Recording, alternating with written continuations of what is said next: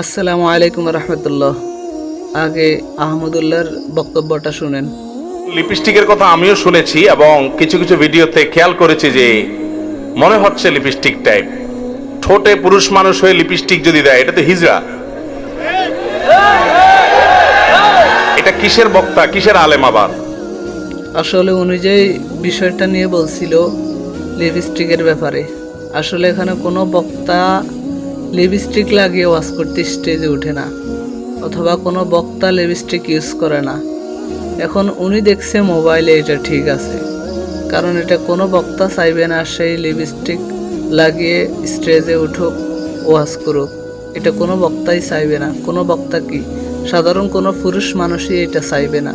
তো এটা কিভাবে দেখানো হয় মোবাইলে? এডিটের মাধ্যমে।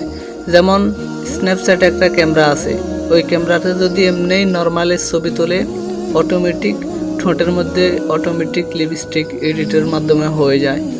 তো অনেকেই আবার এই মুখের মধ্যে লিপস্টিক এডিটের মাধ্যমে লাগায়, কিন্তু সরাসরি কেউ লাগায় না। যেমন আপনারা যেই আহমদুল্লাহর বক্তব্যের মধ্যে যে দুইজনের ছবি দেখছিলেন, দুইজনের ঠোঁটের মধ্যে আপনারা লিপস্টিক দেখছিলেন, এটা সরাসরি না, এটা এডিটের মাধ্যমে লিপস্টিক লাগানো হয়েছে।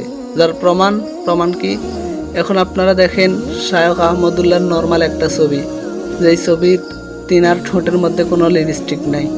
এটাকে আমি এডিট করছি, এডিট করে দেখেন আমি তিনার ঠোঁটের মধ্যে লিপস্টিক লাগাইছি এডিটের মাধ্যমে। তো এখন যদি উনি বলে যারা লিপস্টিক লাগিয়ে ওয়াজ করে তারা তো আলেমই না, তো মানুষ তো আপনার সম্পর্কে ভুল ধারণা পোষণ করবে। আপনার এক ছবির মধ্যে লিপস্টিক নেই, আরেক ছবির মধ্যে লিপস্টিক আছে। তো এখন আমি লিপস্টিকওয়ালা ছবিটা যদি আপনার আপলোড দিয়ে দিই ফেসবুকে, মানুষ তো আপনাকে নিয়ে কুমন্তব্য করবে। তো যে কোনো বিষয় জাস্টিফাই করা ছাড়া পাবলিশ করা ঠিক না। আগে যে কোনো বিষয় সম্পর্কে জানা উচিত, তারপর মানুষকে বোঝানো উচিত।